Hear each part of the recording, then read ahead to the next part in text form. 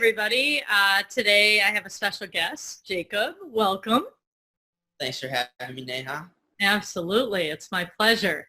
So we got a brave soul here who's going to talk about, ask about, pick a topic, and we're going to have a discussion, and you're going to do it so everybody else can learn with us. So what have you been thinking about? What do you want to talk about? So recently I have gotten back into dating, and and I had a really cool, interesting experience. So I met up with this girl, and we went on a date, and it went well. It wasn't fantastic. I wasn't blown away or anything, but it was I had a good time. It was a good first date after a long time, and I found kind of over the next couple of days the communication between us was sort of disjointed, and wasn't super into her, but there was a part of me that was getting kind of annoyed that she wasn't writing back and everything. And I had this realization that it was oh, this is my ego that really wants this girl to be super into me, kind of no matter what I'm feeling, whether or not I'm really into her or not into her at all. It's that ego wants that validation from her. And I just thought it's a really kind of interesting, cool situation that can be really relatable. So I wanted to talk about it. Well, listen, relationships and dating is always juicy. So thanks for being willing to bring your love life front and center so other people can learn. So it's an interesting dynamic that you're talking about, right? It's you were kind of so-so about this person. Oh, it's a nice on-ramp to the highway of love. You're on the on-ramp, all right, let's check this out. Yeah. Did you find yourself, when you started noticing that she wasn't writing back, did you kind of start finding yourself more interested in checking your phone more? Yes and no. Mm-hmm. It was more what? I don't know. Yes, but it wasn't I wouldn't call it not a pure intention, not oh, I really want to hear back from her because I really want to go on another date. That wasn't it. It was I just kind of wanted just to hear back from her because I didn't want to feel that sort of rejection or anything. Yeah. All right. So this is really important, Jacob. What you're talking about is in a relationship, who you're focused on. Now, in a relationship, if you're in a relationship with somebody else, but you're focused on you, which is, I want to feel desired. What's really important to me about this is that this chick thinks I'm hot, that she thinks I am the coolest thing she has met this year, right? That I'm special, right? I want somebody else to validate how amazing I am, and that I haven't been dating for a while, so I want to make sure I haven't lost my mojo, right? All these, so that's one way. Another way is to focus on the other. So you're in a relationship with somebody and you miss them and you say gosh, I really miss her company. Wow, I really miss her smile. I really miss holding her hand. I really miss playing or tennis or walking in the park or whatever it is. I really miss the way I feel when I'm with this other person.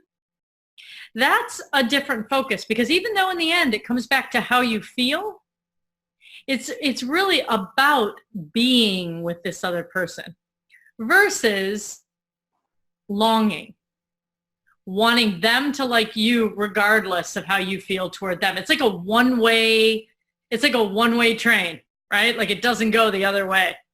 And Yeah. and I think, it's so natural as you're getting back into dating to feel a little unsure as you're taking the first step. It's like getting back on a bike that when you haven't ridden the bike in a while, right? It's like it feels a little wobbly as soon as you let go of the ground, your foot on the ground. And then all of a sudden it's like, oh yeah, like I've been here and this is all amazing. So I think, no, it's not all amazing, but it's familiar. It's like you remember it, right? I would definitely not call dating all amazing. So what I'd say about that is what role, right? What resonates with what I'm saying and what doesn't about your ego's role in this, right? Yeah. Well, the longing and the need for the validation, kind of the one-way train is definitely that one train leads, the only stop is the ego. So awesome. Yeah. Well, it's true, right? Because there's a difference of really liking someone and caring about them and remembering how you feel when you are in their presence. Yeah. And so the idea then becomes, what are you looking for? So it always comes back to you, right? Some people, let's just brainstorm all the ways that people can be in relationship, okay? And for what are you looking? So to get really clear so that you feel good about it, you want to think about what phase you're in. So let's just take different phases, okay? So one phase would be people want to physically be with somebody else. Like they're interested in a physical relationship. They want no commitment. And maybe they're visiting in a place for a short period. Maybe they just don't feel like being committed. They just kind of want their freedom and they just want to be able to have the adventure of meeting whoever they want and leaving things open. Okay, your turn. What's another way that someone can engage in relationship? Another relationship would be, like a standard, monogamous relationship where it's a physical relationship and a kind of emotional, spiritual commitment as well to that between the people. Okay. So in that one, what you're talking about is meeting somebody on multiple levels. So you said it's a physical relationship, so you have attraction. It's, I'm going to add in mental. You can talk about things. You're curious. You have great discussion. An emotional level, you feel connected. And on a spiritual level, you feel committed to the same values, whatever they are in the world, right? Okay, and that's monogamous. Okay. So another one would be, kind of dating. Maybe you're going out on dates. You're going to dinner with a couple people. You're kind of checking things out and seeing who you might like or not. So you're kind of in that dating phase, and you're kind of deciding between one or two people as you're starting to really develop some feelings. You've been on several dates, and so you kind of get excited because you're starting to think, I think I might like this person, right? What's another phase that someone could be in, or a way of dating? Could be just sort of like a friendship. Mm-hmm. Yep, like you more of the connection, but you don't have the physical piece. Like that's usually like long distance or, because you could have the romantic feelings, but you're just not in the same place with somebody else. Yeah. Right? Mm-hmm. And that's a big commitment too, because on that end, you want to be with this person and you get so much fulfillment from all the other ways when you're not with them, that it's okay that you only get to be together for a limited amount of time because it's worth it. Yeah. Right? And also I find that with people who are really busy with work or school or live in different places, but they really genuinely, like their souls feel connected. So love it. The other reason that people do that as well is because they are comfortable with that kind of distance. Mm-hmm. So another reason would be, yeah, they really care about each other. And maybe when they were younger, in their family, their father was a pilot and was always gone. And so what they saw was mom and dad not always together, right? So the other thing you want to notice, right, even with this longing and feeling desired thing that you were just talking about, you want to kind of think about your role models around love, right? It would be your parents. It would be your aunts and uncles. It would be the adults in your life, older friends of yours that have given you advice on love. And you want to really check in right now as you're entering back on this on-ramp to see what the rules you've got going on are about dating. So give me some rules you got going on here. You say roles or rules? Rules, like Rules. the rules of dating. Well, definitely one that I've learned from my parents is that, it's kind of like a challenge. You got to work hard for it. You got to work hard for love. Yeah. One thing that's, noticed with parents, with friends, it's been kind of less commitment. Is that cooler? Is it cooler to have less commitment? I don't know whether it's cool or not, but it's just something that I've noticed with with friends and their relationship patterns.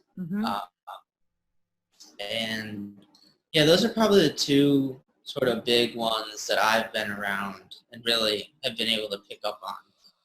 All right, so those are from outside you. So here's the big one, right? Have you ever been hurt in love? Yeah. Yeah. Who hasn't? Well, there's some rules you made up about love when you got hurt in love. Give me one of those rules. When I got hurt. What'd you learn from that? Well, I definitely became more closed off, trying to kind of put in protection mechanisms to defend against that. And I think, that now that I'm thinking about it, that was probably that, and being around kind of the lack of commitment, kind of really reinforced each other. And it was no feelings. Too dangerous. Yeah. Yep. So now beware. Beware as you move into love that you will seek, unless you are very conscious about it, because now you want to go inward and really get clear about what you think is possible in love.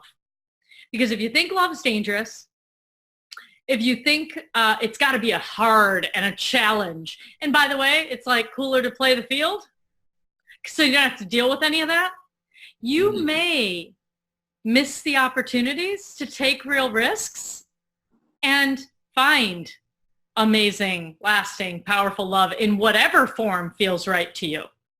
But whatever it is, make sure it's an inside-out experience, not watching other people's lives and doing what they're doing or taking your cues from them. Right? So this is one of those where you want to just spend some good time, kind of searching what you believe is possible and writing it all down. So your dream woman, whoever she is, what are the top 100 qualities, 100 qualities you would want in that person?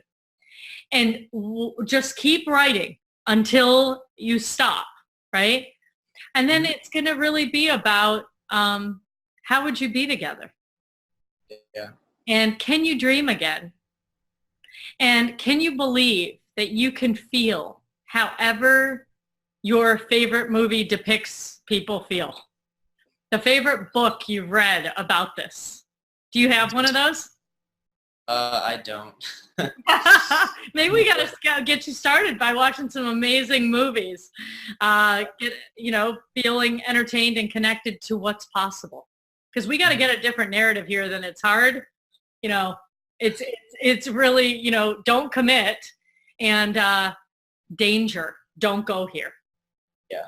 Like you have danger signs up, like caution, construction signs.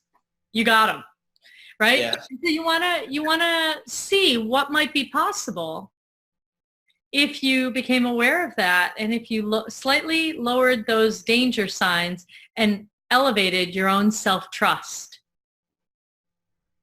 Yeah. So what do you think? I think that sounds great. It's, you know, figuring that out it's so important. Because otherwise, you know, just keep kind of repeating the same patterns over and over again. And you know, it could even be, obviously now it wouldn't be because I know what to look for, but you know, for a while these things can be like really unconscious. Yeah. No, you know what's really funny is people do the exact same, they date the exact same person with a different name. Yeah. Because the chemistry comes from your soul noticing and recognizing what it thinks love is and wanting to create a different outcome. So you getting someone who's a big challenge and not paying attention in the beginning and not interested, right? When you can get that person interested in you, it's a charge. But the real charge will be if you can like yourself enough and realize the challenge is actually in you, to like you enough to be with somebody that it feels easy to be with. That you can just create joy and not pain and struggle. Yeah. Right? But as long as you still think it's like exciting to you know, have the struggle and feel the pain, I say go for it.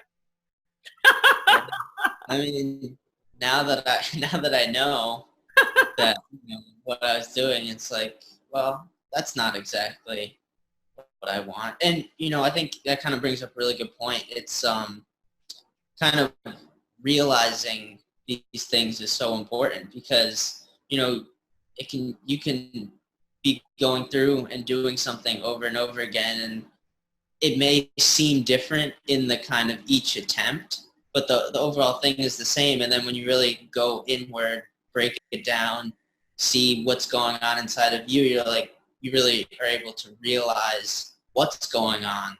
And with that realization, then you can either choose, okay, I like it this way, or I want to change this. You bet. So for all of you out there that are in some phase of relationship, and whether you're dating or you're in a long-term relationship, really kind of paying attention to the patterns around you as you grew up that taught you about love, and seeing if you can recognize yourself playing those out in your current relationship or in your dating life. So it's good food for thought, and we wish you incredible luck, Jacob, on finding exactly what you're looking for. Thank you very much. It's been a pleasure. All right. Bye, guys. Bye.